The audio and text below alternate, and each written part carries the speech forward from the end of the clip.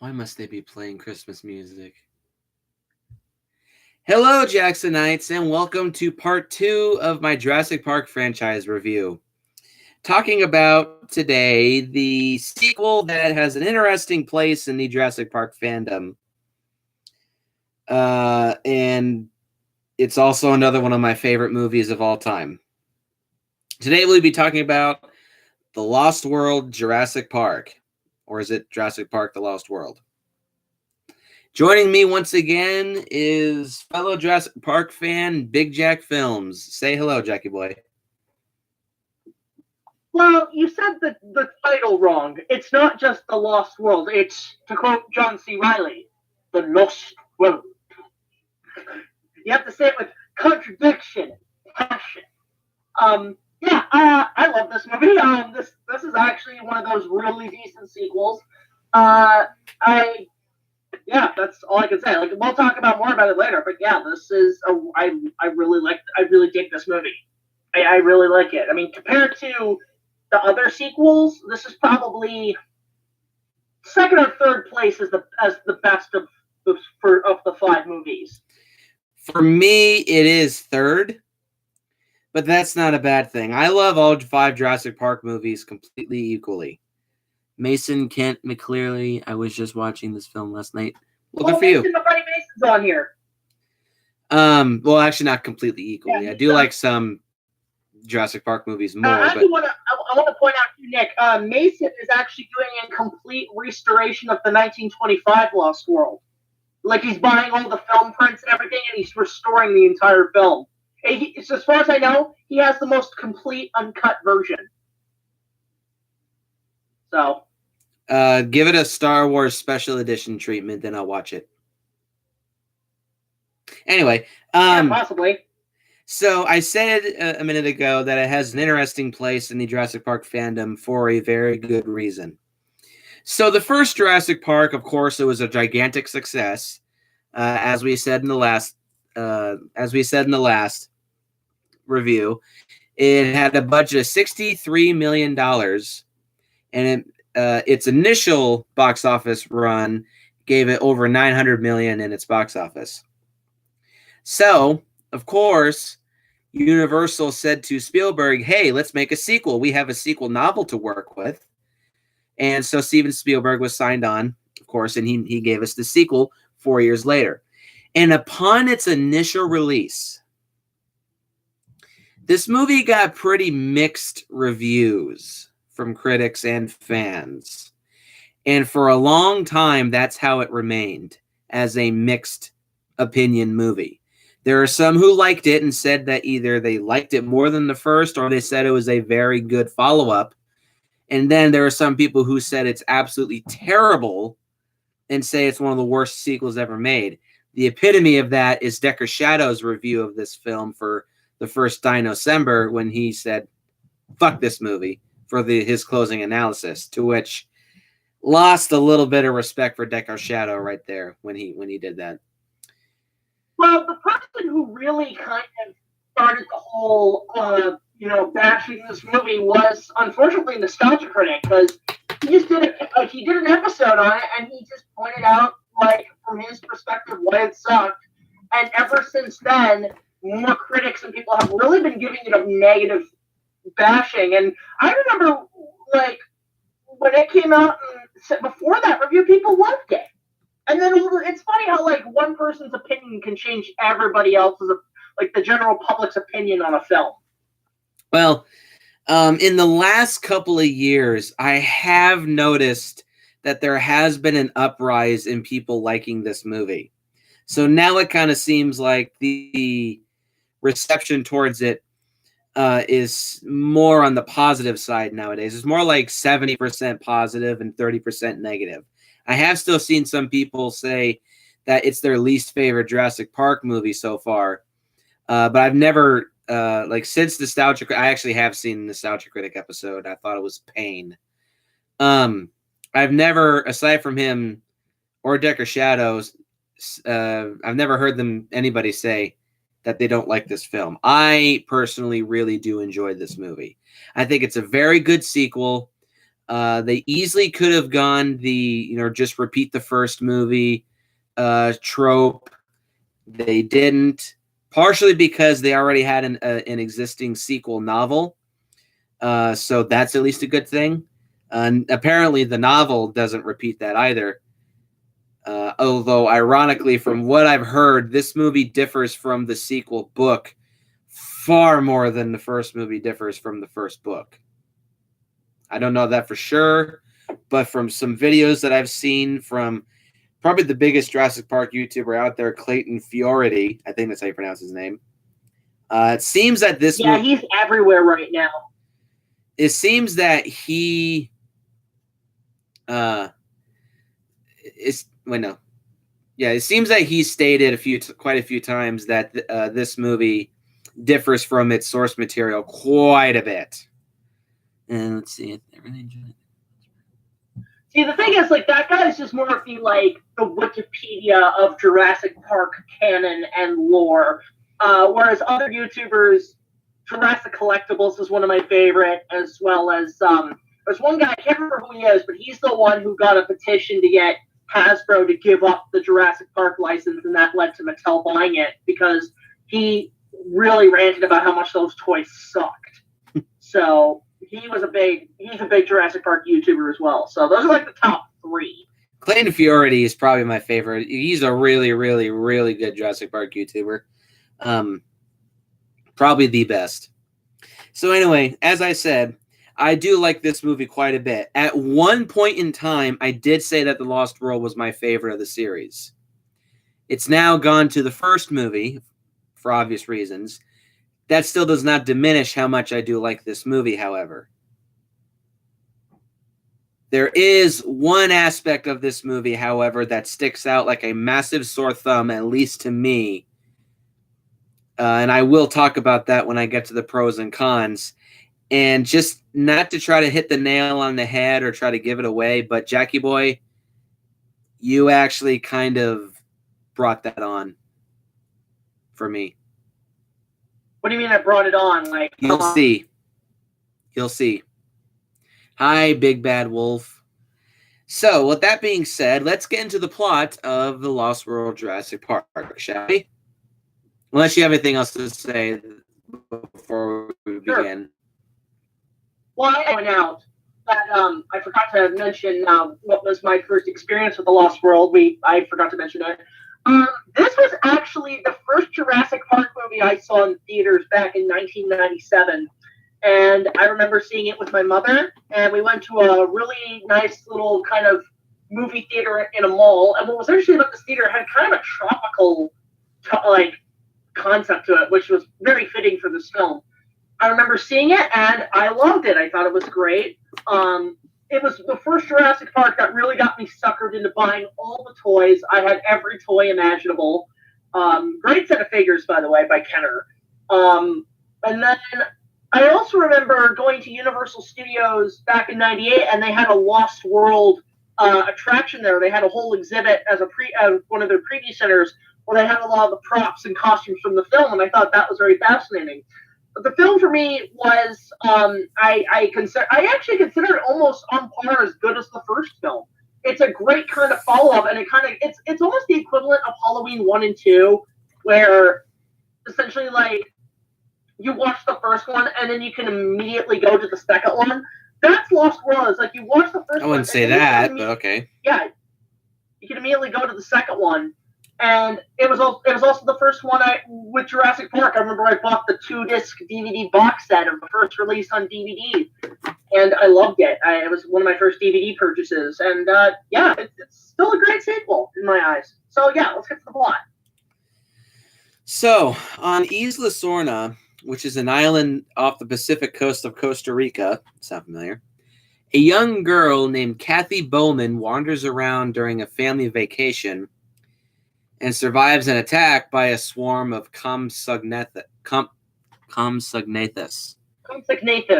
Compies, as they are referred to as.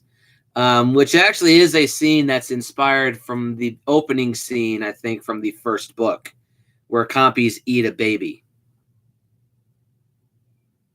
Oh yeah, I remember I watched a guy talk about that. I'm like, what the fuck? Why? Her parents file a lawsuit against the genetics company InGen, now headed by John Hammond's nephew, Peter Ludlow. Oh, God. This dude. Who plans to use Isla... yeah. I mean, if you thought Gennaro was bad. Who plans to use Isla Sorna to alleviate the financial losses imposed by the incident that occurred at Jurassic Park 4 years earlier. Mathematician Dr. Ian Malcolm, once again, awesomely played by Jeff Goldblum, meets Hammond. Again. Meets Hammond, once again played by Richard Attenborough, at his mansion. Hammond explains that Isla Sorna, abandoned years earlier during Hurricane Clarissa, is where InGen created their dinosaurs before moving them to Jurassic Park on Isla Nublar. Hammond hopes to stop InGen by sending a team to Isla Sorna to document the dinosaurs, who are apparently thriving, thus causing public support against human interference on the island, which I would give my wholehearted support. If they're thriving and they're at peace there, just leave them alone. Just leave them alone. But whatever. Ian, who of course... Actually, I just do want to point out, that leaves two little bits I do want to discuss quickly. First of all, well, if they bred them on the second island, then why are they starting to breed them on the first one? And for that matter, this is something I never understood from the book's perspective. They explain that the dinosaurs are getting into the mainland for some reason. The question I have is, how does that happen when they're surrounded by water and some dinosaurs can't really swim? I don't know. Let's see. Where was I? Ian, who survived, of course, the Jurassic Park incident, is reluctant to do so. However, learning that his girlfriend, paleontologist Dr. Sarah Harding, played by Julianne Moore, we'll talk about her later, is part of the team and is already on Isla Sorna, Ian agrees to go to the island, but only to retrieve her and get the fuck out. Ian meets his teammates, Eddie Carr, played by... let's see... Richard Schiff. Played by bald fat guy who's going to die. Shut up. And who is an equipment specialist and also an engineer. And Nick Van Owen, played by Vince Vaughn. Yeah, Vince Vaughn's in this movie. I always forget, like, a lot of these movies have actors that I keep forgetting that they're in this movie. The first one has Samuel Jackson, who I keep forgetting is in there. This one has Vince Vaughn. The second one has William H. Macy. The fourth one has Chris Pratt, even though he's all over the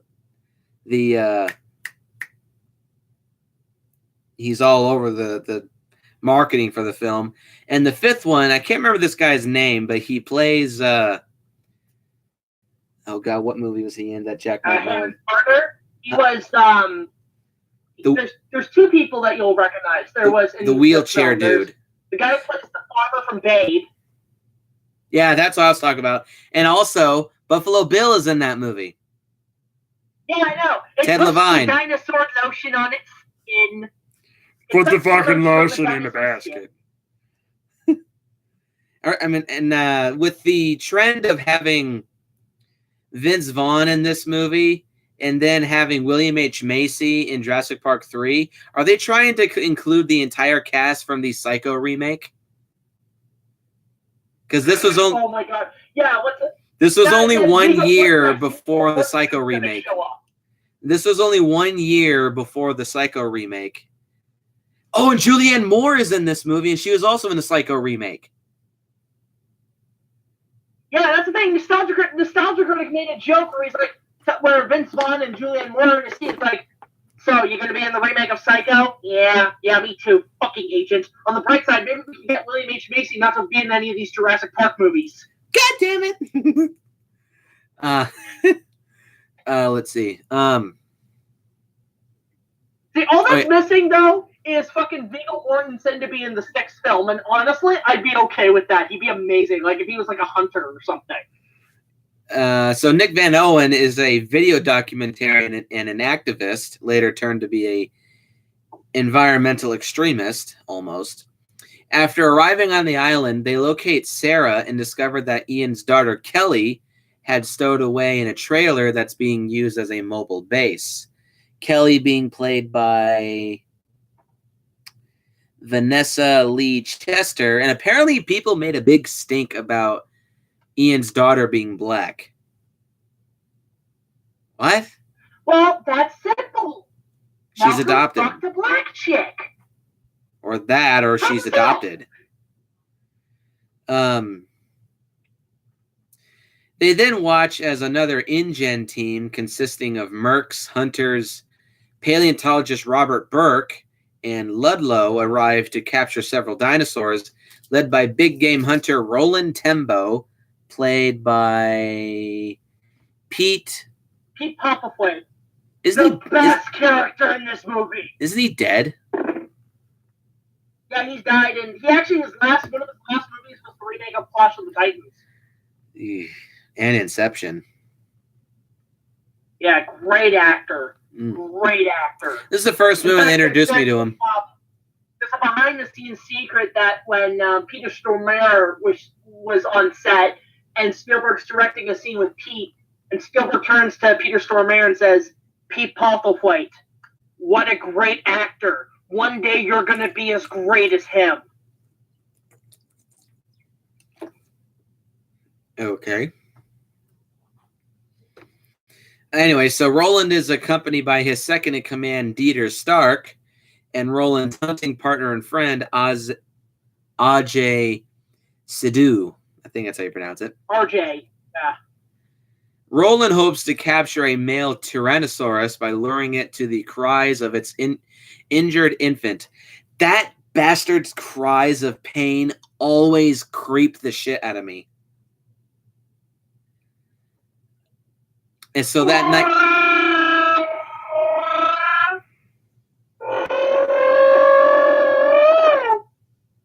Now you just sound like an elephant.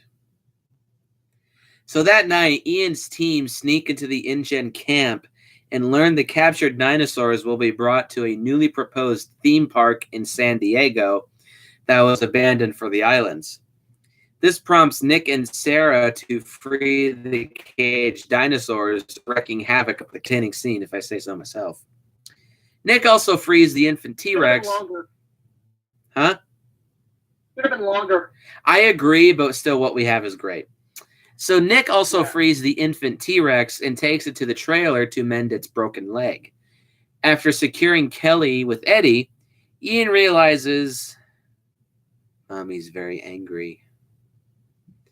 The infant's parents are searching for it and rushes to the trailer. As soon as Ian arrives, the two parent T-Rexes emerge from both sides of the trailer. The infant is released to the adults, who then proceed to attack the trailer, pushing it over the edge of a nearby cliff. That was your own mistake for parking next to a cliff, but whatever. Let's see, where was I? Eddie soon arrives, but as he tries to pull the trailer back over the edge with an SUV, the two adults return, destroy the SUV, and rip Eddie in half and eat him. Make a wish! The trailer and the SUV plummet off the cliff. Ian, Sarah, and Nick are rescued by the InGen team, which is one of my favorite scenes in the entire movie, along with Kelly, of course. With both groups' communications equipment and vehicles destroyed, they team up to search for the old InGen compound's radio station on foot. Dieter, after being lost in the forest, is killed by a pack of compies. Which, by the way, I do want to point out, according to Steven Spielberg, this is what he said, is that when they kill Peter Stormare, the compies, they kill him, it was actually Steven's vengeance for his character in Fargo killing all those people. Oh, yeah, you've told me that before. So the next night, the two adult T-Rexes find the group's camp as they had followed the infant's blood scent on Sarah's jacket, which had not been drying in the island's humidity. The female T-Rex chases the group to a waterfall cave and devours Burke, while Roland tranquilizes the male. Ajay and much of the remaining team are killed by velociraptors while fleeing through an elephant grass field. Extremely tall and is pretty impossible to find people in there. Nick runs ahead to the communications center at the InGen workers village to call for rescue. And after Ian, Sarah, and Kelly reach the village, they evade raptors until a helicopter arrives and transports them, along with Nick, off the island. A freighter ship transports the male T-Rex to San Diego, but crashes into the dock. After finding the ship's crew killed, a guard opens the cargo hold, which accidentally releases the T-Rex, which escapes into the city and goes on a destructive rampage, being supercharged on some kind of drug that knocked it out of its sleep from being tranquilized. Really? I thought it was just him just going on amok because he's a dinosaur. I didn't think there were drugs involved. It's explained in a movie that it's like a locomotive at this point. It's on a massive adrenaline rush at this point, essentially. So it is the equivalent to the Purple Crumbs T-Rex going, it pretty much is that in live action form. Ian and Sarah retrieve the infant T-Rex from InGen's unfinished Jurassic Park San Diego facility, and they use him to lure the adult back to the ship. Ludlow tries to intervene, however, he is trapped in the cargo hold in Maine by the adult, who is then mauled to death by the infant, rightfully so. Before the adult can escape again, Sarah tranquilizes it while Ian closes the cargo hold doors, trapping the two Rexes back inside the ship once again. The T-Rexes are escorted back to Isla Sorna, and Hammond says that the American and Costa Rican governments have agreed to declare the island a nature preserve, securing the island away from any human interference. Smart move. While Ian sits safe at home with his family, the T-Rexes are seen grazing with their infant, as Hammond affirms, life will find a way. Thus ending the movie. So how about this plot, Jackie boy? I like it. I think as a sequel to the first film, you can't, I mean, a lot of people said, like, when Jurassic World came out, said this is what the second film should have been, is they just built the park again. I'd be like, well, we kind of already had that, and it failed. So the more obvious thing to do is to just have, to see what the dinosaurs are like in their natural habitat rather than being closed cages, which I like. I felt like it is a worthy sequel to the first film. It does kind of explain, like, how certain things happened prior to the first one and even after. The only thing I would say that's kind of a little bit of a nitpick is that they don't really ever mention Isla Nublar in this film. And in fact, I think it said with the Jurassic World and Fallen Kingdom, they never explained Sorna, so I guess that's fair. But at the same time, it's like, there's certain things about, because when I was a kid watching this, I always thought it was just the first island. Because I was dumb and sorry, I just thought it was the first island abandoned. But at the same time, it's like, yeah, like, this is a second island. But, like, what happened there? Now I want a whole movie that shows them doing all that stuff prior and then just abandoning it. Because there's so much about Sorna. The other thing is, too, about Sorna, it's bigger than the first island. Like, twice or 5 times bigger. And that will be another thing I'll bring up in a nitpick about Fallen Kingdom. They never explained fucking Sorna ever. Like, as another option. So, yeah. But, I mean, overall, the film's great. Like, the story's great. And it is an adaptation of the book. But a lot of people say it's a remake to the 1925 film. It's a very loose adaptation of the book. And actually, I think it's a sin that this movie didn't adapt this, but one of the biggest omissions from the book to film, the Carnotaurs. Where the hell were they? That's my favorite aspect of the sequel book, because I find those bastards to be so damn creepy. That would have Yeah, that would have been I such would a have great rather addition to the movie. than the two T-Rexes, actually. You can't have a Like, Jurassic imagine instead of T-Rexes attacking the trailer, it was two Carnotaurs. That would have been something. No, they wouldn't have. They're not large enough to do that kind of damage to the trailer. I just think they would have been better dinosaurs to have to deal with than the Velociraptors. I mean, I love the Velociraptors. I was actually concerned that maybe they were in the grass. They could camouflage. I mean, I like the Velociraptors. Don't get me wrong, but I've never been the biggest fan of them. I mean, I prefer most other dinosaurs to the Velociraptors, especially in this movie. I prefer the T-Rexes far more than the Velociraptors. But anyway, my thoughts on this movie's plot, I think it's great. It feels like a natural progression, and it feels like a natural continuation of the events of the first movie. And you say it's like Halloween 1 and 2. I say it's more like King Kong and Son of Kong. May sound kind of weird, but when Son of Kong is decent, it is a decent continuation of the first King Kong film. And as a sequel, it feels very genuine. It feels like a natural progression. The continuity there still feels strong. And in this movie, the continuity feels strong. The story moves along at a natural progression. It feels like a continuation of its predecessor. So I think this movie's plot is perfectly fine, with one aspect about it that I really, really, really don't like. But that being said, let's talk about the pros for The Lost World. I have 1, 2, 3, 4, 5, 6, 7, 8 pros. Go ahead, Jackie boy. What you got?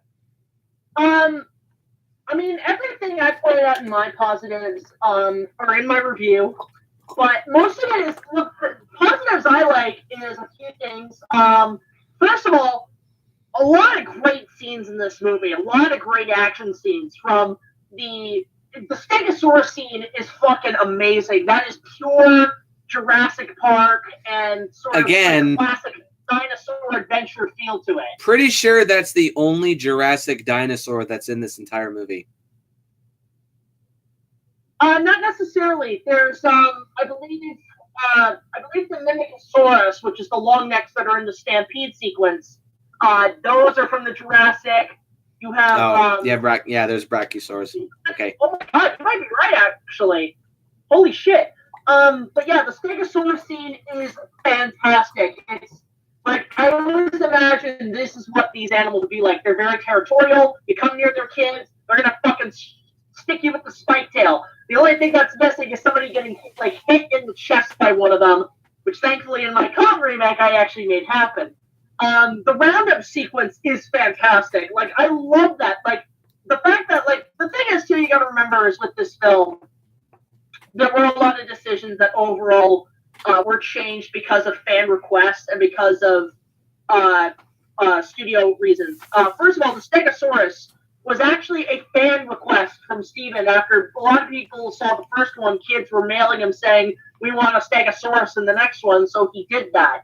The roundup sequence was more of a studio thing because at the time CGI was really advancing on the industry. So by that point, you could do a full stampede of dinosaurs in CGI. So that scene is also fantastic. Like, that's like, I love the scene where that guy on the motorcycle, he just goes through the legs of the Mimicosaurus, and you can tell he's just making a show because he's like, watch this, guys, I'm gonna go through under a fucking dinosaur. Woohoo! Like, all that's missing is for him to go like up the neck like Fred Flintstone. But those scenes are great. The T-Rex trailer scene is terrifying and amazing that we not only get one, we get two.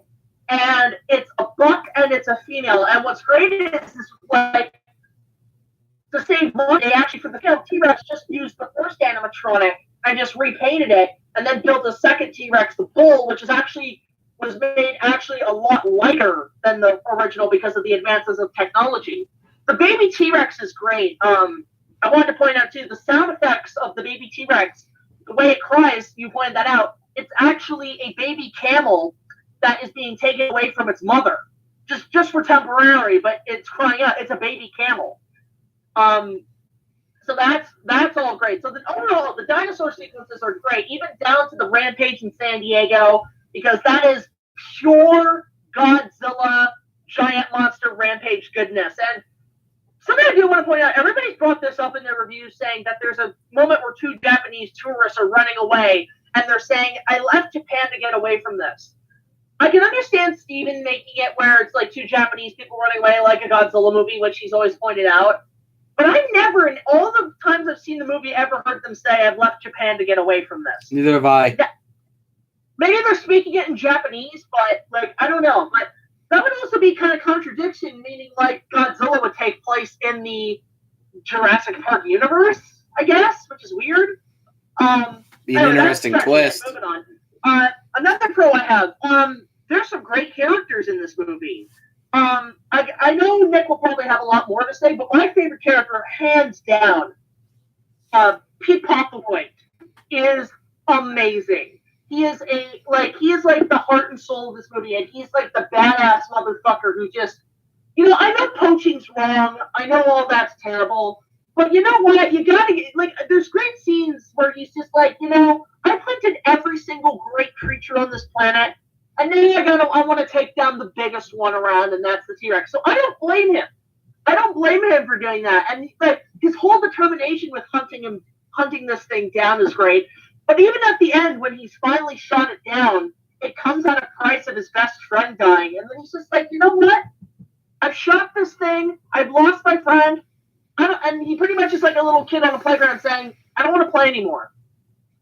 And I don't know why. That's just a great moment for his character, and that's all fantastic. The third problem I have, the score is on par with the first film. John Williams, once again, lays down like a great piece of underrated work, in my opinion. It has a very Kong-esque feel to it, which I absolutely love. And I've actually always found the score in this one to be I'm echoing. I was just gonna say because I like how it even has its own separate theme. It's not just a bum bum bum bum bum bum bum bum bum bum. It actually does bum bum bum bum bum bum bum bum bum. I found it to be a lot more repetitive in this movie, and so that's why I do think the score in this movie is inferior than the first film, to be 100% honest. Well, the fact, too, is that it's also a jungle movie, so he used a lot of jungle drums. I think that's probably the part that's a little repetitive, is the amount of jungle drums. But, I kind of liked it. It also gave me a real Jumanji feel to it as well, like the first Jumanji movie. It gave me that kind of tone a little bit, which I thought was great. So, yeah, I love this movie. So you go ahead with your pros. Alrighty. Let's see.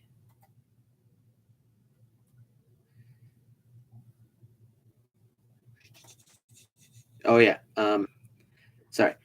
So pro number one for me is that this movie has a really, really good cast. First one, to be obvious, Jeff Goldblum as Dr. Malcolm. Ian Malcolm. Fantastic. I think in every which way, shape, or form, Jeff Goldblum is superior in this movie than he was in the first movie. That's kind of obvious. I do agree a little bit, although I do like the quirkiness of him in the first film. But this one, yeah, he's a guy who plays like a veteran who's like telling everybody, this is not a good idea. Don't fucking do it. I know, because I've been through this. I saw that shit. Yep. I wholeheartedly believe that Jeff Goldblum is better in this movie than he was in the first movie. It's to be expected somewhat because while he was in the first movie, obviously, he wasn't the main character. That was Dr. Grant. Here, because he's the main character, obviously he's going to be a lot better and is allowed to flex his acting muscles a lot more in this movie. And I think it's brilliant. Every scene that he's on screen, I just think he completely steals the show.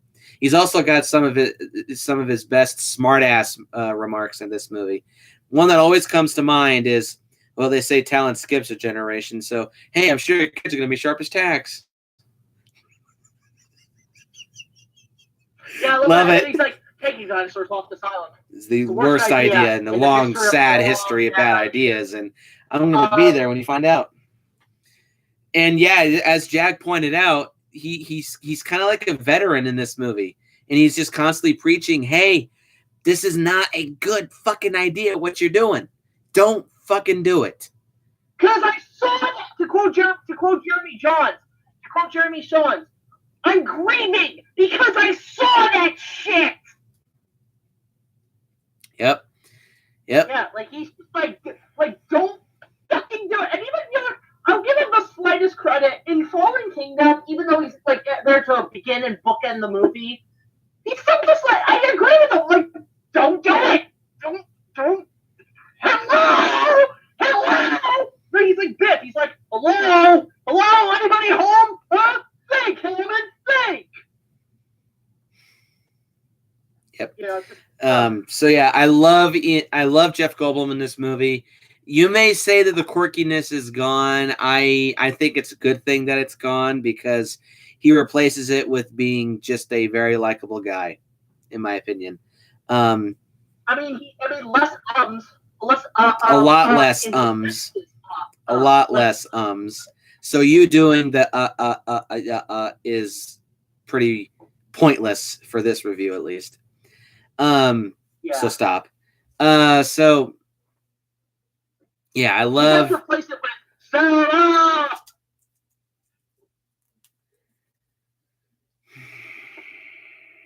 Okay, I'll stop. So yeah, I love Jeff Goldblum in this movie.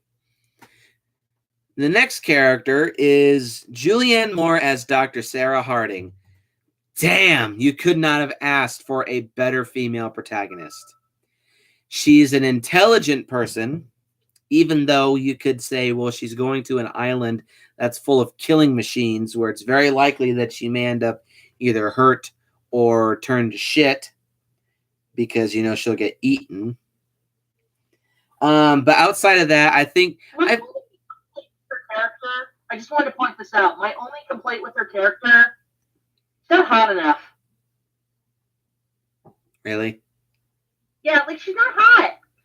I always thought Julianne Moore to be attractive. I've always found her to be more attractive than Laura Dern, so... What was I saying? Oh, yeah. One minor complaint that I do have with... Sarah Harding is that she kind of seems to be really full of herself. Like she's just completely ignoring Ian trying to say, look, I don't want you here. It's not a good idea to be here. Please come home with me. I don't want you here. And she just says, no, dude, just leave me alone. Leave me alone. Let me do my own thing. Certain part of me says, well, she's trying to be more assertive, so that's a good thing. But you're also flicking away a helpful hand that may get you out of a bad situation. And as the rest of this movie turns out to be, yeah, it's going to be bad. Well, I'll give her credit, too, is that, yeah, I agree, she is full of herself. And I feel like by the end of the film, like right by the time we get to after the T-Rex attack, she seems a lot more like, okay, I've learned my lesson. You're right. I could have used a hand. I'm sorry. She kind of comes off that way, like she realizes, yeah, I was a stuck-up bitch, and I'm sorry. And I like that. Like I do too. It's at the moment, which is your favorite moment, when Pete Postle played off of the hand on the cliff. Like that's the part where I think like her character completely turned around. Mm-hmm. Agreed. And also, this aspect of her character also really annoys me because it reminds me of my mom. She won't answer the fucking phone. When Ian... Yeah, pick up the phone! When Ian comes into the trailer and says, for once in your life, would it kill you to pick it up? Oh my God, I relate to that so much. I relate to that so... I will quote NC on that. When they're like fixing the T-Rex and the phone's not answering, and the critic just says, you know what? They deserve to die. No, seriously, on the rock. Google said them himself. Nature is selecting them for extinction. As far as I'm concerned, they're T-Rex chow. Well, I don't think they should deserve that fate, but I think if you're choosing to ignore a phone call when you have a injured baby T-Rex in your trailer, you should probably pick up the phone because it may be a helpful warning. That or put the T-Rex, put the baby down. Or that too, yeah. But other than that, she seems very intelligent. She's quick on the fly. She knows to come up with a situation, or not come up with a solution to this problematic situation that they're in right now. Overall, I really like Julianne Moore as Sarah Harding. I've always found Julianne Moore to be kind of an underrated actress too. I think that she has some. She was actually pretty good in the remake of Carrie. I won't give her that. She was really good in the remake. Very good in the remake of Carrie. Very, very. Okay. To talk about Carrie for just one quick second, her depiction of a crazy, super religious nut is scary because it's very realistic. Piper Laurie's portrayal as a crazy religious nut is hilarious because it's so over the top. So I think Julianne Moore is the superior Carrie's mom. I can't remember her name in the movie. Also, that movie was actually shot in my hometown of Newmarket. You just have a soft spot for any movie that's shot in Canada, don't you? Pretty much. I mean, I don't like Canadian bacon, though. Canadian bacon's kind of funny, I guess. I mean, I like the reference they make to Jurassic Park, but that's about it. So yeah. So moving on to the next character. Let's see. We have Pete, whatever his name is, as Roland Tembo. He's not my favorite character in the movie, but he does have. There is aspects of his character that I do like. I do agree with Nick saying the greatest predator that's ever lived is brought back to life, and now all of a sudden you just want to kill it now? Really? It's like, why? Just leave him alone. The actor does a very good job with the performance. He gives a very solid performance as Roland. And any scene that he's in, I'm always just compelled to listen to him because he delivers his lines so very well. Like one of my favorites is after the Triceratops rampage in the camp. When Ludlow says, "What happened? Isn't it obvious? I'm not alone on this island." Throws that lock away. Love the way he pronounces that. It's like he's surprised, but he also I love the bit. One of my favorite bits is when he's first introduced and they're in the roundup sequence, and he turns to Peter. He's like, "Peter, before we go on this little camping trip of yours, let's get something straight. Firstly, I'm in charge. Second condition, my fee. You could keep it. All I want in exchange for my service is the right to hunt clever tyrannosaurs. A male, a buck, only. Come and buy of my business. So go ahead. Put us in a grass now. We're in a swamp. We're in the middle of a Rex nest for all I care. But I've been doing too many safari adventures with rich dentists to get any one of your dumbass ideas. Okay? Okay. Yeah, that's I love the way he says Tyrannosaur in this movie. Just Tyrannosaur. The way people pronounce dinosaur things in movies, I don't know why. I love that shit. And by the way, very quickly, another character that just a lot of people seem to pass over that I think is another great side character is the paleontologist guy with the hunters. He's like the bearded guy with the hat. Robert Ludlow. I love that. I don't know why. I love that character. It's like him and Julianne Moore, in terms of the dinosaurs, are the only two intelligent people on the fucking island. Like, you know how like when you go on a quest, you always have what the hell is his name? Jobs? They're the ones who are like the dinosaur experts. Oh, Robert Burke. Thomas F. Duffy as Robert Burke. I like that guy because like every scene he's in, where he's like explaining like a dinosaur, like he's a professional nerd. And he's like stop, Pachycephalosaurus. He's like so amazed by that. He's like Pachycephalosaurus. Carnivore? No, herbivore, late Cretaceous. And then like the one scene I love is like get to this. The whole meet when they're all gathered together and they realize what they have to do. Great scene, by the way. We'll get to that later. But when Peter brings up the Raptors, and everybody's like first you hear that classic. You hear the flute from the first movie in the intro. You know the when the Raptors are brought up. I'm like, nice touch.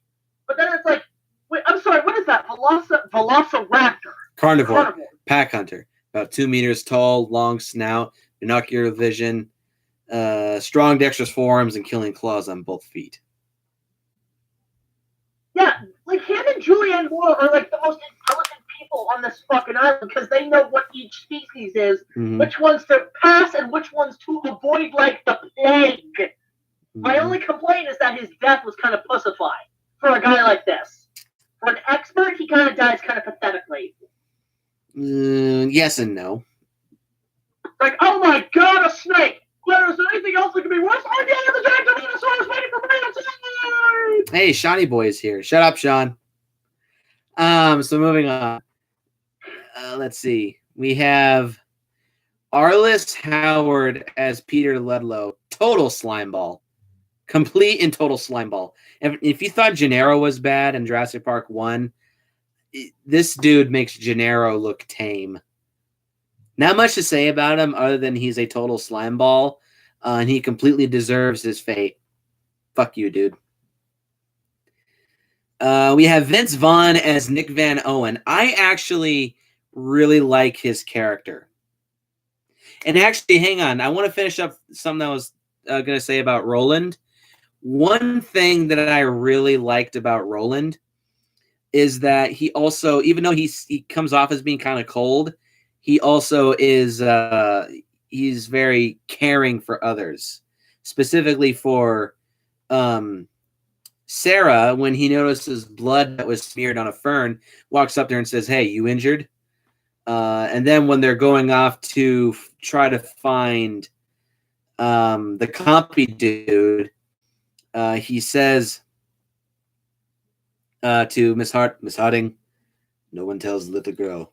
Like he's concerned for others' well-being, and also once they come back from trying to find compy guy, at the end of him saying, "No, this is where the place that we're going to is," he says, "We'll let them sleep 1 more hour, then we break." I mean, I like that aspect about him. He's kind of cold, but he also is caring for the people that he's looking out for.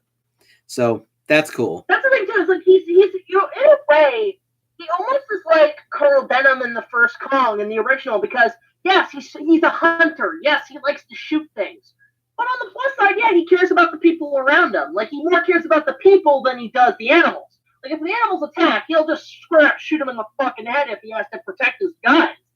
You know, most hunters wouldn't give a shit. Like, even if you try to stop them, they'll probably shoot you too, which is common nowadays. You go to Africa and poachers are now hunting people now more than the animals, right? Which is fucking scary. But at the same time, it's like, this guy's a classic kind of guy who just, hey, I kill these things for sport, but I do care about the people who are with me.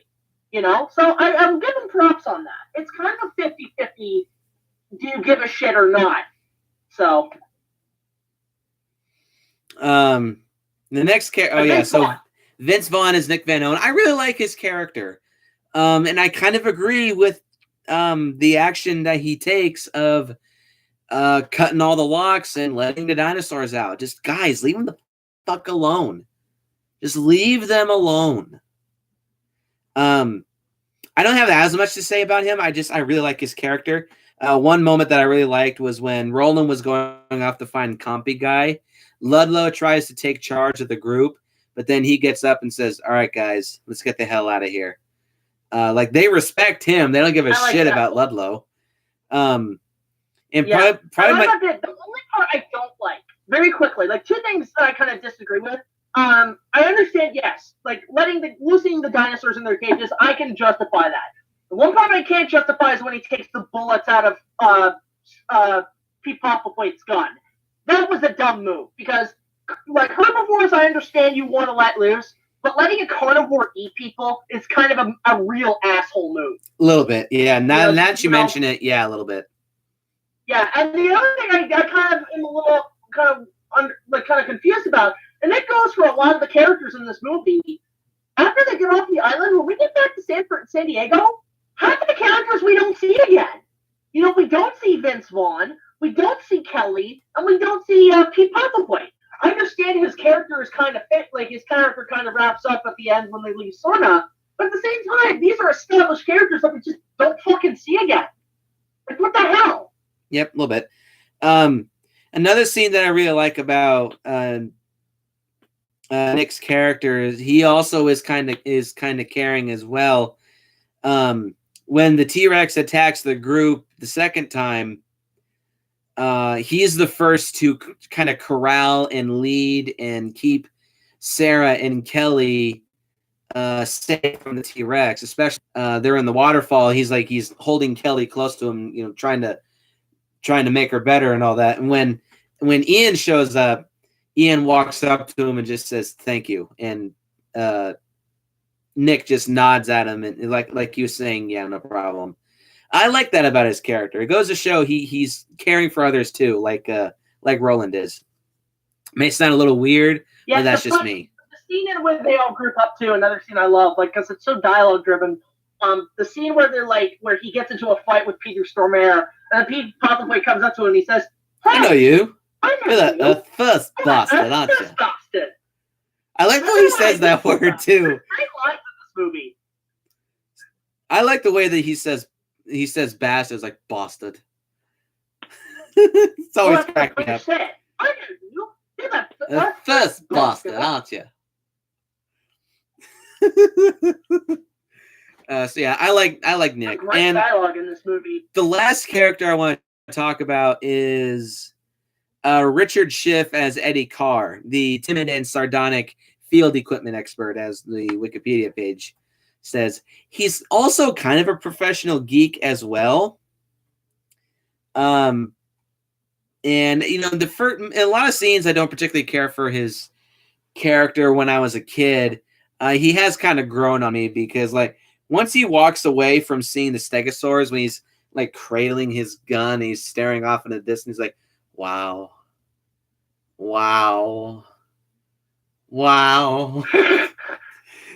That's always cracked me up. But I think the penultimate scene of his character in this movie is when he's trying to save Ian, Sarah, and Nick from the trailer. Damn, does he try. He is trying so hard to do everything at once to save both the trailer and the people, and he ends up dying because of it. And yeah, I really what like. Honestly, leads to that too. After that is again the fucking organizing. I don't know why we keep coming back to this, but when Pete Postlethwaite is like, Rex just fed, so he won't stalk us for food. Hey, fed. Are you assume talking about Eddie? You might show a little respect. The man saved our lives by giving his. His troubles are over. My point is that predators don't hunt when they're not hungry. No, only humans do. Oh, you're making us all sad. Oh, you're making us settle up. Let's keep this lovable feast underway. I love that line too.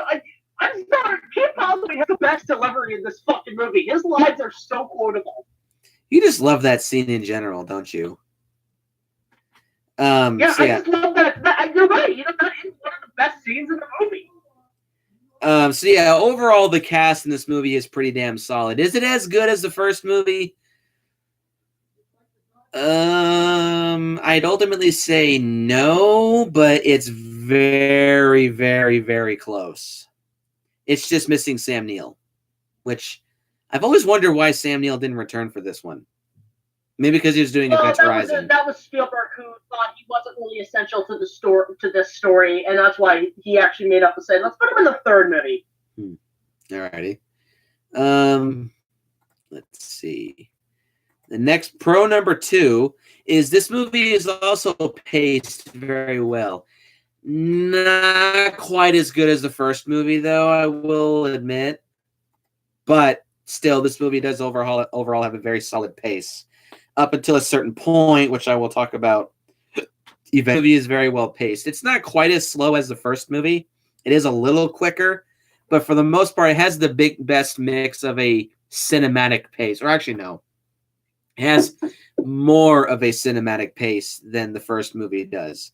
It lessens on the slow pace, and it just becomes more cinematic. So overall, not much to say about that, but overall, this movie is paced very well. Again, except for a certain point, which I'll talk about in a little bit.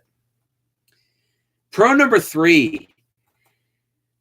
Damn, is this movie dark? Oh yeah. My God. Oh, yeah. Hands down, this is the darkest installment in the entire franchise. It's kind of debatable with Jurassic World. It's darker than the first film, but it's less scary than the first one from my perspective. Darker but less scary. Do I have that in my... Yeah, okay. Maybe I guess I would agree with you on that, yes. But I really do like the dark tone of this movie. Part of me kind of wishes they went full-blown R rating with this movie, but they do it well enough with this to keep it a strong PG-13 in the vein of the first movie, so it's fine. But I really do like the darker tone of this movie. It feels like a natural progression because we're in the dinosaurs' natural habitat. Of course, it would be. Of course, it would have a darker tone. And that leads me to pro number 4: is that this movie is much more violent. Yeah, and I love it. Oh my God, yeah! I love it. The kills in this movie. The kills are freaking awesome. Again, Eddie getting made into a wish. Brutal. I love one of my favorite kills is in the grass scene, the long grass scene with the raptors, and they're all running away. And yeah, one guy's just like, and like they zoom in on them, and the raptor just pounces up and right in front of the camera. Great love shot. It. That's like a tiger jumping at some guy in Africa or in India or something. Oh, great kill. Love that. Yep. Then there's also the compy death, which is probably the most unsettling to watch. That too. It's the creepiest. It's something out of like Hitchcock. Yeah, you don't actually see the kill. All you see is just the blood spilling into the creek, letting you know, oh yeah, that's not pretty. And also all you hear is him screaming. Creepy. So yeah, I love the kills in this movie, and this movie is much more violent than the first film. If only they just kept it at a natural progression. Anyway, so let's see. Pro number 5 is the dinosaurs once again in this movie are pretty freaking awesome. We don't see as many of them. Or actually, no, yeah, we kind of do. But we see more dinosaurs than the previous film. Yeah, we do. But a lot of the dinosaurs that we do see are only on screen briefly. The ones that we see the most is once again just the T-Rexes and the Velociraptors. But still, there's a bigger variety of dinosaurs in this movie. Like we see a lot more herbivores than we do in the first film as well. See about roughly the same amount of carnivores. There's the T-Rex, there's the Velociraptors, and there's the compies. Whereas the first one we had the T-Rex, Velociraptors, and Dilophosaur. But here we see a lot more herbivores, and that lets us that exposes us to a different part of Jurassic World, or not Jurassic World, of Jurassic Park that we didn't see much of in the first movie. We saw the Brachiosaurs and the Triceratops. Here we see the Brachiosaurs, Triceratops, Pachycephalosaurs. No Brachiosaur. No Brachiosaur in this one. Okay, it's a sauropod. There's the Parasaurolophus. We see a lot more dinosaurs in this movie, and they're all awesome. They're all very fun to watch, very fun to listen to. You just sit back and watch the dinosaurs do their thing on screen. This is so goddamn fun. Yeah, the Parasaurolophus, I want to point out too. I love that they brought that in because they actually did make an appearance in the first film. But what I also remember, one of my fondest memories was I had the Parasaurolophus figure, and it was one of my favorite dinosaur toys because you just press the button and its legs moves and it makes the sound. Great fucking toy. And then that's what I think it was too. I think the reason they put more dinosaurs in was to sell a bit more toys. This was one of those movies where this is the start where the franchise was like, we need you to make more dinosaurs to add more toys. So I can't blame them for that. You know, I love the Pachy's too, the Pachycephalosauruses, and some great dinosaurs in this movie. Pro number 6, there's more T-Rex screen time. Going back in hindsight, I mean, what we have is amazing, but in hindsight, there's not much T-Rex screen time in the first Jurassic Park movie. There's only maybe about 15 minutes or so in the first film. Here, there's at least twice that amount. There's also twice the amount of T-Rexes. Which is good. Which is awesome. And they still look great. We'll talk about the effects just a few minutes, but I love the T-Rexes in this movie. I actually prefer the Rexes in this movie than I do in the first film. May sound a little sacrilegious because of the T-Rex paddock scene being as awesome as it is. Believe me, it is. But I like them more here because we see a lot more of them. Sue me. And another thing too is the other thing that I want to bring up is that I do like the designs in this film too, because they're a lot more colorful than the first film. You go back and watch the first movie; they're all brown. All the dinosaurs are brown on screen. The Velociraptors have a different color here too. They're more orangey. The Velociraptors are a different color here too. They're a lot more orangey and almost kind of tiger stripe-ish in color. Yeah, like the tiger. And they have yellow eyes too. The yellow eyes, they stick out a lot more with the orangey skin and the white underskin. They look really good. T-Rex look great too. They have like darker stripes on their snout and their back. They're a bit more of a greenish brown. Huh? And they're green. Greenish brown.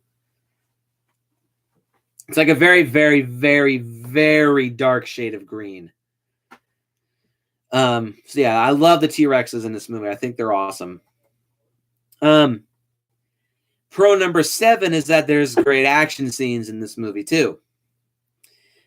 Specifically all the dinosaur action scenes. The stampede is awesome when the dinosaurs are released by Nick and they tear ass throughout the camp. That's a great scene. When the T-Rex show up and they knock the trailer over the cliff. The Velociraptor attack, and especially the second T-Rex attack, all of that is just absolutely fan-freaking-tastic. It's so goddamn fun to watch. Yeah, the action scenes got a lot better in this movie, which I want to ask, was this a bigger budget than the first film? $73 million. How much? $73 million. And what was the first film? 63. Okay, so it was like an extra 10 million more. So, and this leads me to my final pro: is that the special effects in this movie are still fantastic. All the animatronics look amazing. The animatronic baby T-Rex, I buy it. I totally buy it as a real baby T-Rex. The animatronic Velociraptors look great too. The animatronic Triceratops looks awesome.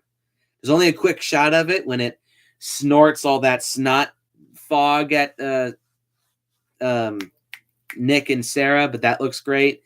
The animatronic Stegosaurus look great. The baby Stegosaurus looks really good too. Forgot about that. Overall, and also the thing I do want to point out is like what I do like about this compared to the other two films, the later films in the series, is that this film also, in terms of the effects, feels, again, on point, as good as the first film, because I feel like after this, once we get to part 3, the effects get a little more fake and a lot more reliant on CG, which I didn't care for. But 3 and 5, yes. 3 and 5, I will agree with you on that, yes. And also, speaking of which, the CG in this movie, I'd actually say is a big improvement. The details and the skins are a lot more textured. They're a lot more detailed. They look much better in broad daylight. They don't look as stretchy as, especially in the Brachiosaur in the first Jurassic Park. I'm just not gonna lie. That the Brachiosaur has probably the weakest CG in the entire film. That's not present here. All the CG looks really, really, really solid. Huh?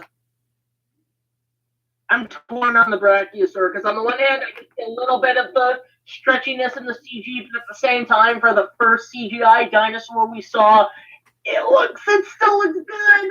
I mean, I'm not saying it looks bad. It looks good. I'm not saying it looks bad. I'm just saying, in terms of the overall entire movie of all the CG that's used in the first Jurassic Park, I'd say that the CG for the Brachiosaur is the weakest overall in the first film. But anyway, the CG here is a big, big improvement. It still looks like 90s CG, but it looks like they had a lot more time and a bit more money to iron out the kinks and work out the flaws. What few of them, very, very few of them there were in the first film. So overall, the CG looks great. The animatronics look great. The special effects overall are damn fine. So do you have any cons? Especially given the fact that the CGI was done on fucking Windows 98 computers. True. Holy. So do you have any cons with Jurassic Park 2? Not really. I mean, most I already pointed out, and it mostly has to do with some character moments, some plot holes, but really overall, like this film. I mean, I do have a few minor nitpicks. Like I said, Vince Vaughn getting rid of the bullets from people out the way was a dick move. Things like some of the back history on Sorno, I think it's worthy of a whole film itself. Just them breeding the dinosaurs on Sorno. Let's get a prequel. One thing I do have is the Jurassic Park they built in San Diego just looked like the size of a football or baseball arena. And were they just going to keep all the dinosaurs in these little cages the whole time, or were they going to open kind of a resort like Disneyland or something? Because that was my only real kind of confusion. Like, you're bringing all these dinosaurs to the mainland, and you're going to fit them all in this giant baseball arena. I don't see that being really practical for animals that size. And another thing I have a complaint about is that I don't know if they show it, but given that the baby T-Rex was already in the facility, were there other dinosaurs already brought to the mainland by that point? Like, did they already bring a few to be put in the display? And if so, what happened to those animals? Like, after the movie. So there's minor nitpicks I have.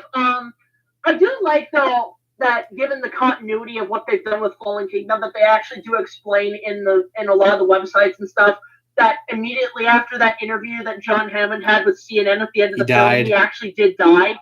Yeah, like he did pass away.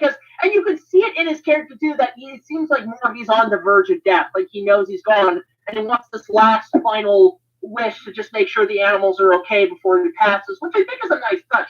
The ending was supposed to be that they were supposed to go to Hammond's funeral. That was going to be the original ending, and they never did that. But, I think that would have been interesting to see. Yeah, maybe. So I have one con. It's a big con, and it has tarnished. Don't you mean a con? God damn it, you just fucking ruined it. So I do have one big problem with this movie. You'll notice there's a certain part of this movie that I haven't talked about much. My one big con with this movie is the entire last half hour. For one reason. It's got a King Kong vibe. Replace the T-Rex with Kong. I would have thought you would have set that up the entire fucking movie. The stuff on the island, it has King Kong syndrome. The stuff on the island and everything before it in the first act is stellar. Once they get off the island, I don't fucking care. I don't. Well, I think for Spielberg, he was more paying a tribute to Godzilla than he was King Kong, because I think there's a part of him that he always has wanted to direct a Godzilla movie, and to be fair, I think he would actually pull off. Spielberg would make a fantastic Godzilla movie. But I actually never, when I was a kid, I never got the sense that they were, that this was supposed to be a Godzilla homage. I always just felt it was a King Kong homage. And that's why I just don't like the last half hour of this movie. It's entertaining to watch, yes. It is entertaining, and I can sit through it. But once they get off the island, the second, actually, when they get on the helicopter to get off the island, that's when I instantly lose interest in this movie, and I just don't care about the rest of this movie. Things to point out. I mean, this is where I can see why, because the original ending. Two things. One, the original ending was going to be after they escape the raptors and they get on the chopper. The movie was supposed to end with this pteranodon attack with the helicopters, like this dogfight between the pteranodons and the helicopters. But unfortunately, Spielberg actually threw out the entire last act and filmed the San Diego thing at the last minute. And when you bring up the fact, yeah, it is Kong, it's not just the San Diego stuff. I mean, when they first get on the island with the fog, you have the Stegosaurus scene, which is right out of the original film. You have things like, I'm trying to think of some other stuff, like the score is very Kong-esque, as well as some of the characters, you know? Like, Peter Ludlow is Carl Venom, and, you know, and Julianne Moore is sort of an Andero, but at the same time, it's still kind of its own thing. Another thing, I will give one nitpick to this film, and you know what, it doesn't matter really at this point, but it's just something I come to realize. This is also, between this, Godzilla 98, and Mighty Joe Young is the reason why Peter Jackson's Kong in the 90s never came to fruition. And I know I bitch about that constantly, and it's not necessarily the fact that the movie got made at the time, because granted, I talked to some people at Weta, and they actually said they're grateful they didn't do it back then because they were not ready. They didn't have the technology to do it, which that part I understand, but it's in terms of the story. It's in terms of that first draft that I feel like that should have been the direction they went with. But yeah, that's really it. And even also with Kong, the ship that brings the T-Rex back to San Diego is called the SS Venture. Yep, I know. So anyway, to wrap up on my thoughts, the last half hour is completely ruined by the fact that it has King Kong syndrome. I just don't care. Once they get off the island, I don't care about the rest of the movie. Go back to the island, please. Like, give us more T-Rex action. Give us more Velociraptor action. Adapt the fucking Carnos.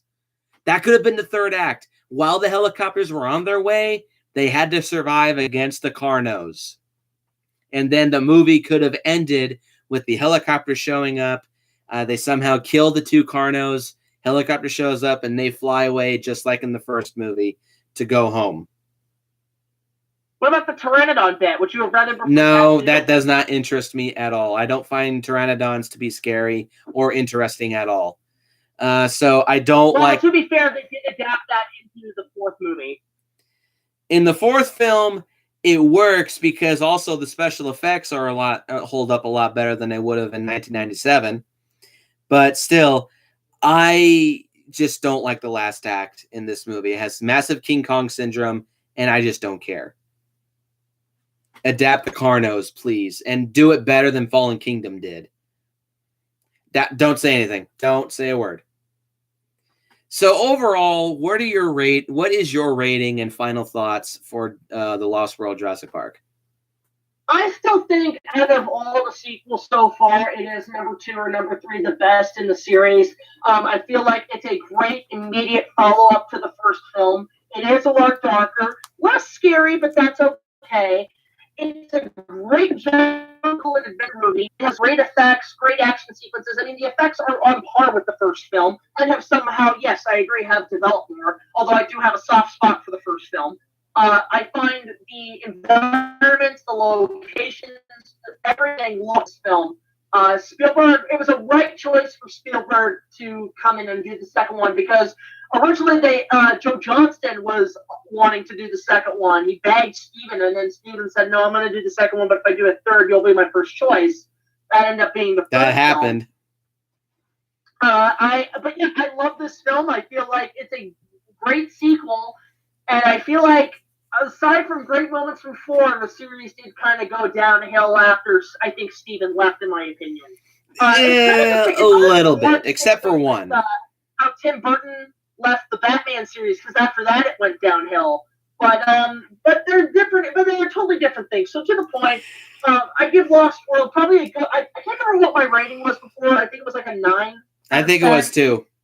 Because I like it, and it's on par with the first film, but I do have a soft spot for the first film more.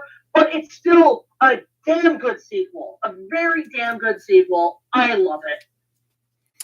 I pretty much have the same opinion. Despite the third act for this movie kind of tarnishing this film for me, I still really enjoy the second Jurassic Park movie. I think it's a damn fine sequel.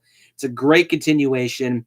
It feels both like a Spielberg movie, because I think I'm just going to go on record and say Spielberg might be my favorite film director. Maybe. I'm not entirely sure, because James Cameron's up there pretty high too. It feels like a Spielberg movie. For me, it's between him, George Lucas, and Peter Jackson. Peter Jackson's up there too, not just because we share the same last name. Yeah, it's a great sequel. It feels like a Jurassic Park movie. It feels like a great Spielberg movie. It is a great Spielberg movie. Overall, this is a damn fine sequel. So I'll be giving it a 9 out of 10 as well. I wanted to give it a perfect 10 initially. Funny enough, I wanted to point out, they're actually screening this in December at the Toronto International Film Festival, along with the first film and a few other Spielberg movies. I might be down there for a couple of times to watch some of his movies on the big screen, because how often do you get a chance to see all those? So that'll be me in December. So, yeah, that's my thoughts on Jurassic World 2. So, Jackie boy, got anything to pimp out? Jurassic Park 2. You have anything to pimp out? Oh, shit, did I lose him? No, I'm still here. Do you have anything to pimp out? Just the fact that I've got my Jurassic Park Legacy, the finale's coming out in December. It'll be my review on my honest review of Fallen Kingdom. Brace yourselves. There will be a trailer out either Monday or Friday next week. Brace yourselves. I've got also my remake of King Kong coming out this Friday, remastered with a new score, completely fixed up, along with a few other videos coming this way. So if you guys want, just go check out my YouTube channel under Big Jack Films. And yeah, glad to see you there. Also, we passed 3,000 subscribers, so congrats for me. So that'll be great, dude. You know, right? Bring it in here. Bring it in. Come on. All right, bring it in. There you go. Boom.